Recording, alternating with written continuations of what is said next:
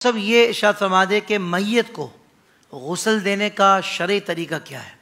लेकिन बेहतर ये है कि जब मैयत को गुस्ल देने का इरादा हो तो पहले से कुछ चीज़ें तैयार कर ली जाएं। जैसे बेरी के पत्तों का जोश दिया हुआ पानी है वो तैयार कर लें। ठीक है। बेरी के पत्ते नहीं है तो वैसे ही सादा पानी गर्म कर लें। नीम गर्म पानी से मैयत को गुस्ल दिया जाए। सही। इसी तरीके से काफूर तैयार रखें, खुशबू जिस्म पर मलने के लिए वो तैयार रखें, रुई वगैरह रख लें और हाथ के ग्लव्स अपने पास रख लें। सही। अब जब गुस्ल मैयत का इरादा हो तो सबसे पहले बेहतर है कि मैयत का जो तख्ता है, गुस्ल मैयत का जो तख्ता है उसको 3 बार या 5 बार या 7 बार ताक अदद में धुनी दी जाए। सही। अब वो जो लोबान हमारे पास था, अब ये उसका इस्तेमाल इस तरह होगा कि उस लोबान को जलाकर, लोबान नहीं है तो अगरबत्तियाँ जलाकर मैयत के तख्ते को 3, 5 या 7 बार ताक अदद में उसको धुनी दी जाए। धुनी देने से मुराद ये कि जो धुआं है उसकी खुशबू का वो उसको फहरा दिया जाए। अब इसके बाद मैयत को उस तख्ते पर लिटा दिया जाए। लिटाने के बाद अब सबसे पहले कोई ऐसा कपड़ा ले लें कि जिससे मैयत का सितर छुप सके। सफ़ेद कपड़ा ना हो, इसलिए कि उसमें जब पानी डलता है तो मैयत के जो सितर होते हैं उसके आंसर ज़ाहिर होते हैं, तो गहरे रंग का कोई कपड़ा हो तो ये बेहतर रहेगा।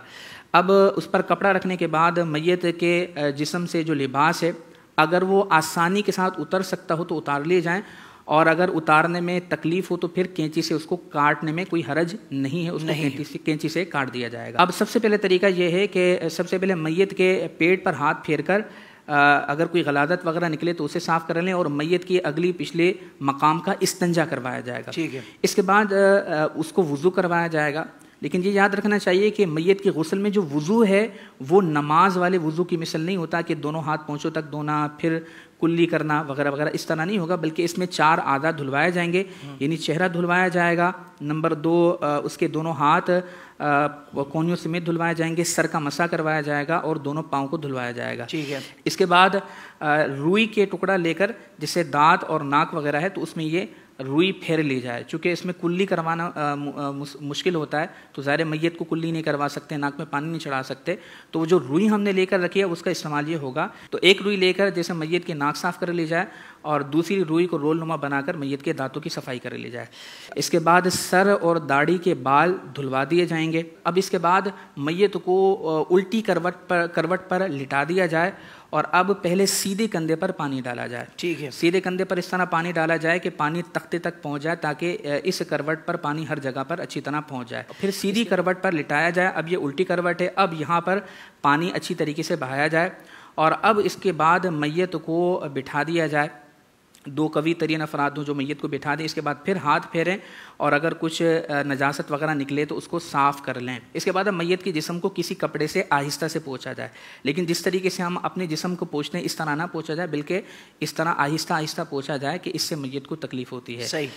अब मैयत के जिस्म पर खुशबू लगाई जाए। जो खुशबू हमारे यहाँ पर मैयत के जिस्म पर लगाने के लिए होती है वो खुशबू लगाई जाए। काफूर मैयत के आज़ाए सुजूद पर काफूर लगाई जाए। जैसे पेशानी है, नाक है, दोनों हाथ, दोनों घुटने, दोनों पाँव, ये आज़ाए सुजूद हैं, इस पर काफूर लगा ली जाए। काफूर लगाने के बाद अब इसके बाद जो अगला स्टेप होता है वो कफन पहनाने का होता है। अल्लाहु अकबर, सुभान अल्लाह, सुभान अल्लाह।